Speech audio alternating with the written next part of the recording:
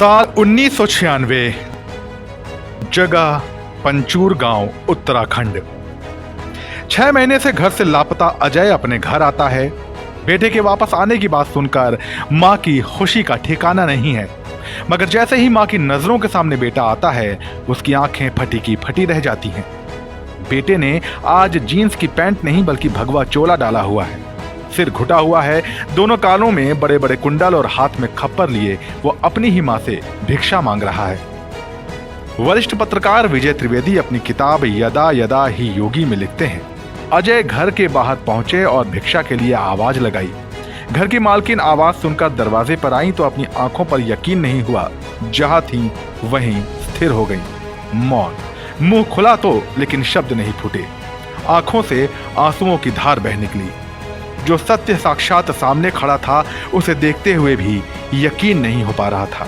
मां के सामने उनका बेटा युवा सन्यासी के वेश में खड़ा था।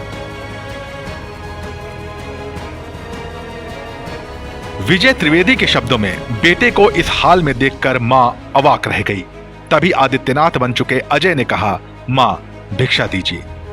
मां ने खुद को संभाला और कहा, बेटा ये क्या हाल बना रखा है, घर में क्या कमी थी जो भीख मांग रहा है। योगी ने कहा, मां सन्यास मेरा धर्म है, एक योगी की भूख भिक्षा से ही मिटेगी। आप भिक्षा में जो कुछ देंगी वही मेरे मनोरथ को पूरा करेगा। मां को बेटे के इस रूप पर अब भी यकीन नहीं हो रहा था। उन्होंने कहा, बेटा तुम पहले घर के अंदर आओ। आदित्यनाथ ने मना कर दिया और कहा, नहीं मां, मैं बिना भिक्षा लिए न तो घर के अंदर आ सकता हूं और न ही यहां से जा सकता हूं। जो कुछ भी हो वो मुझे दे दीजिए, इसके बाद ही मैं यहां से जाऊंगा।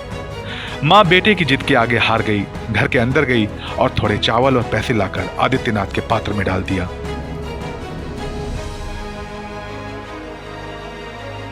भिक्षा पाने के बाद आदित्यनाथ पीछे मुड़े और वापस चल दिए।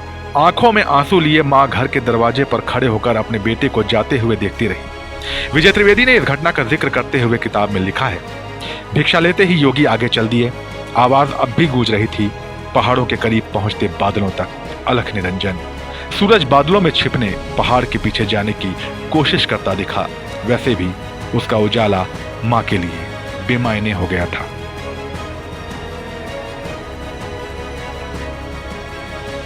आज के योगी आदित्यनाथ के बचपन का नाम अजय सिंह बिष्ट था। अजय ने 1989 में ऋषिकेश के भरत मंदिर इंटरमीडिएट कॉलेज से इंटर की पढ़ाई पूरी की। इसी साल पौड़ी के कोटद्वार के डॉक्टर पीताम्बर दयाल बर्थयाल हिमालयन राजकीय स्नातकोत्तर महाविद्यालय में बीएससी में एडमिशन ले लिया। 1992 में यहां से भी पास हो गए। गोरखपुर यूनिवर्सिटी में फिजिक्स से एमएससी में एडमिशन लिया, पर पूरा नहीं किया और घर से चले गए। 6 महीने तक घर वालों को पता ही नहीं चला कि अजय कहाँ है।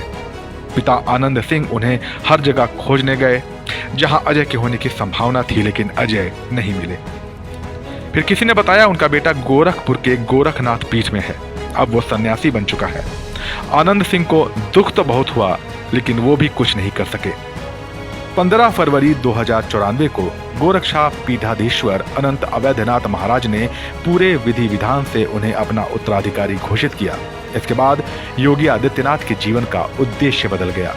योगी आदित्यनाथ की जिंदगी के इस किस्से पर आपकी क्या राय है, हमें कमेंट सेक्शन में बताइए और ऐसी ही दिलचस्प सियासी किस्सों के लिए बने रहिए जनसत्ता के साथ।